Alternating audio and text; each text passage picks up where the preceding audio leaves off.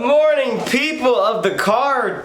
My camera has a smudge on it. Ooh. What is going on, everybody? If you guys are new to my channel, subscribe. If you enjoyed today's video, give it a thumbs up. You guys are definitely here with a lot of interest in the Model Y, I'm sure. If you're not here, well then maybe you have some weird interest for me. And if you do, what's up? How you doing? Hello. I wanted to make the official video on this channel. I made one actually for my main channel, which is weird because I don't usually put car stuff on there. But it was a video alongside my girlfriend because this is something we did together. A lot of updates in today's video, a lot of things you may or may not know, some big news, and at the end of the video, I'm gonna show you the spec of our new Model Y. So welcome to Driven by Jordan.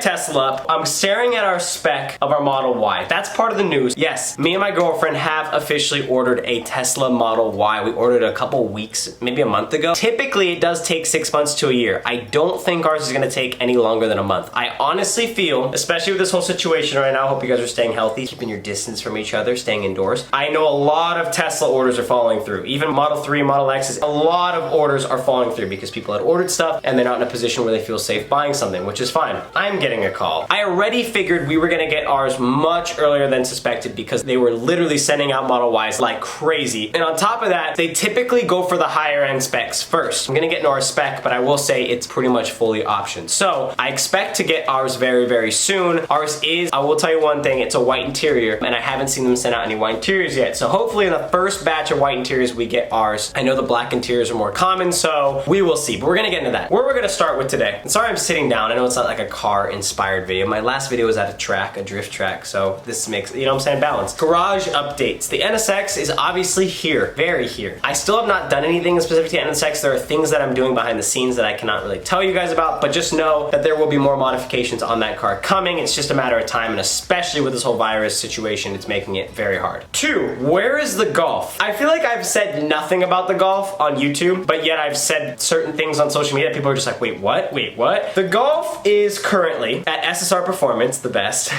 getting fixed under insurance. For those who saw, I posted on Instagram, I'm Driven by Jordan Instagram. If you guys don't follow it down below. I was actually hit 2 separate times while parked, both sides of my bumper, and those were separate occasions. And then a whole nother occasion, which I might have talked about in a video, I was driving on the freeway and the car in front of me bucked up this giant wire thing before I had any chance to move out of the way. I was driving, barely even saw it before it hit me. All I noticed was it was a thick metal wire with almost like giant metal objects on it. Pretty much like if the car was thinking about what it could send at me that would really mess me up, this was perfect. It had hit my hood, scraped my hood, and then one of the metal objects before it went over my car hit my windshield and cracked this like half cup size crack in my windshield. Now, initially I saw the crack and I was like, damn it, I'm gonna need a new windshield. And at that point I was already stressed out about having the bumper that I need to get repainted. Then a couple days later I noticed that it scraped my hood everywhere. And it didn't scrape it very bad until I noticed that on the actual ridges, you know how there's 2 lines coming down my hood? On the actual point, it scraped the paint all the way through, so it had to be repainted, and I kind of just put that off for a long time. Now, I ended up getting that fixed under insurance at the same time as it was kind of time to put my car back to stock because yes, I am getting rid of the Golf. I know the Golf was the first car on this channel, and it makes me so sad. That was like my first ever sports car. Getting that car, I remember, was the same feeling as getting my R8. Honestly, the same feeling as getting my NSX. At the time, it was so cool. I've had so many memories of that car. That's the one car that I would consider finished. Like, I went stage 2 on that car. I did wheels, I did suspension, I did interior, like steering wheel, full Sport Cat exhaust. Like, that car was pretty much finished. I had my time with it. And now my big thing is, I know that car coming is automatic, but my big thing was having 2 automatic cars just doesn't make sense for me. It kind of sucks. Like, my Golf was so fast that it was faster than my R8. Obviously it was stage 2, all-wheel drive, dumb quick. But it didn't matter because my R8 was manual and it was obviously that whole exotic feel, so it wasn't comparable. The DSG on the car is super fast. Now I have 2 automatic cars, one being way faster than the other with a transmission that's even better than the DSG, noticeably. Almost as good as like PDK, one would say. Ryan, what's up? It just made me lose my love for my Golf because now they're directly comparable. They're both automatic, and then when I get in the Golf, the transmission feels way slower. It's way slower. It was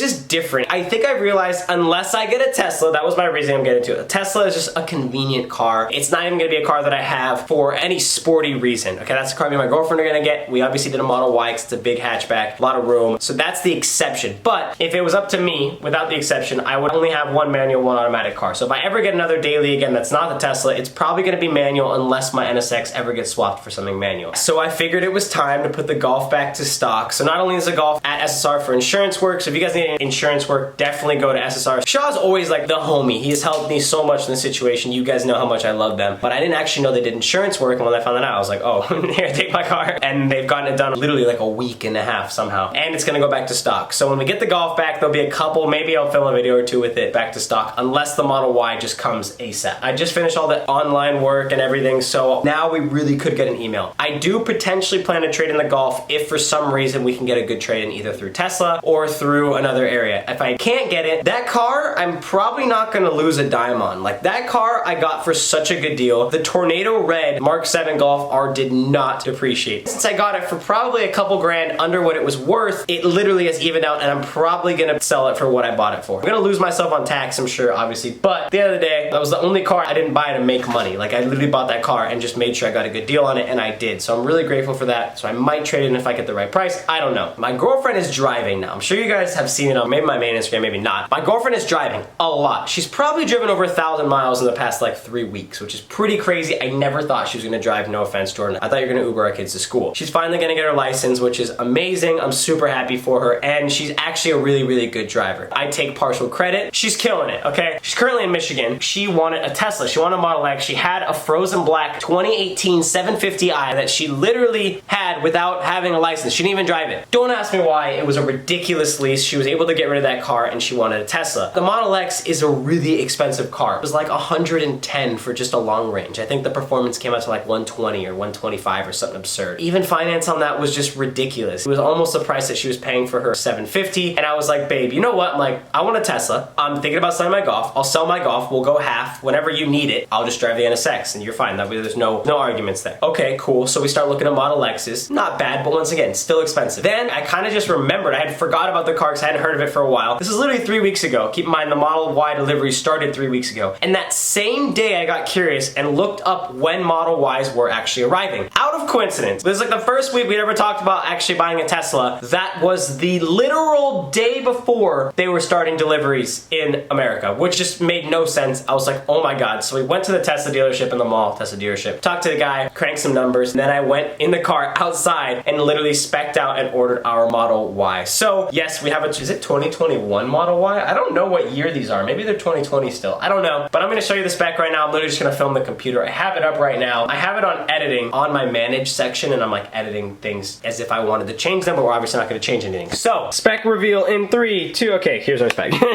Here is our Model Y spec. So we went with the all black. We did the performance pack, obviously because it's me, and I told her I would not get one unless it was performance, though the long range is just as good for a car like this. The performance on this car isn't as good as the Model 3, they say, but supposedly it's actually overstated, and it is quite close to the Model 3. It says 3.5 to 60. I think the Model 3 does 3.1. We're gonna have to test it out when we get the car. There are some videos online of people already at the drag strip and 0 to 60 timing it, and I think they were getting as low as like 3.4. On top of that, I had to do the performance upgrade, which gets the sickest wheels in my opinion. They're a 21-inch, better brakes, lower suspension. The only problem with these is it literally drops your range from I think like 315 down to 280. So we're gonna actually have to see when they come out. I'm sure people already know. I'm gonna have to see when it comes out if that's actually true. And if it is, whatever, it's life. They look good. Worst comes to worst, you could always swap out the wheels and tires, and then essentially it should technically go back to the previous ones. I don't know. We'll find out. Better brakes was the really big thing for me. You get an increased top speed from 145 to 155, but when am I ever gonna be doing that? And then we go next, boom. We went with the black color. Obviously, I just wanted a fully blacked out car. Jordan wanted white. I actually weirdly liked the blue color from Tesla. She said no. I said, all right, here's the meat in the middle. I'm not doing white because I don't know why, but I just feel like white is the most basic Tesla color, and if we're gonna do another color, it's gotta be blacked out, murdered out. So we went with black. If it was up to me, I would do the blue with a white interior. I don't know why, it looks cool, and it would match my NSX, but this was the meat in the middle, and I think, especially with, it comes with a full blackout already on this car. There's really no chrome on the exterior. I think it looks absolutely amazing, and I'm super hyped that we did that. There are the wheels. I did the 5-seat interior. The 7-seat does not come out until 2021, and we did the white interior. Even if we could have done the 7-seat, I don't see why I would pay extra for that, $3,000 extra for that. Rarely drive a lot of people, and it would definitely reduce the space in the car, and that would defeat the entire purpose of getting a Model Y. So, and then we did the full self-driving. Obviously, just to have all the lane changes stuff, all the extra things you could do on the freeway, it's super convenient, and